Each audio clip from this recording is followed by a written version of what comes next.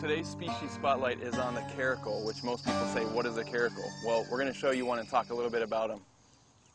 That is Crackle, and she is a caracal. Caracals are sometimes called desert lynx, but in all reality they are more closely related to your domestic cat at home than to any of the lynx, being either Siberian lynx or Canadian lynx. One of the characteristics that make them very unique is the fact that they have a pretty plain, solid coat. There are only a few other cats that have that sort of coat without markings, and that would be cougars and lions. And strangely enough, they are about the same color as the caracals. But the caracals have jet black ears.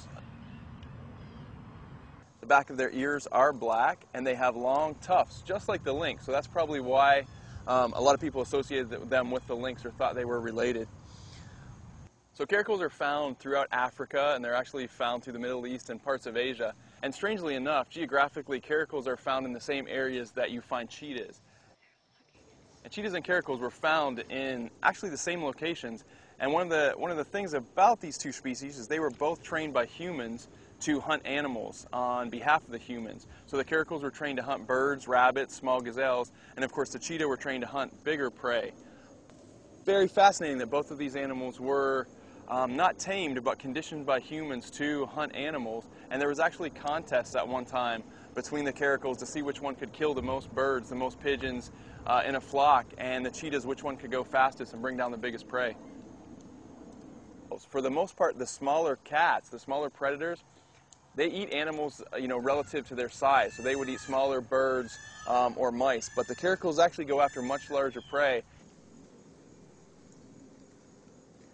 So one of the coolest things about the caracals is that they have this uncanny leaping ability, and they can actually catch birds on the wing. They've been recorded in the wild as jumping up to 3 meters high, which is almost about as high as I am right now. One of the other facts about caracals is they often live in the plains, and a lot of times they're found where the forest meets the plains. This does put them vulnerable to lions, hyenas, leopards, some of the bigger predators, and oftentimes they do fall prey to these larger animals. So they're not always the hunter. A lot of times they become the hunted. So one of the strange things about the caracal is in a lot of their range, especially in Asia and the Middle East, they're considered endangered because they're very rare. And then on the other hand, in Africa, a lot of times caracals are considered nuisance, and they're just simply killed because they're a threat to livestock. Here at Big Cat Rescue, all of our caracals were former pets. Along with the serval, the caracal is just very popular among cat collectors, and probably one of the biggest misconceptions with the caracals is the fact that they are so cute when they're babies. They are the most adorable little kittens you've ever seen. Most people don't realize they're going to grow up to be this hissy animal that's going to spray on everything and try to bite you all the time. And there's been several attempts to hybridize these animals, some successful, some not successful, with domestic cats to give everyone sort of an exotic cat that's not quite wild.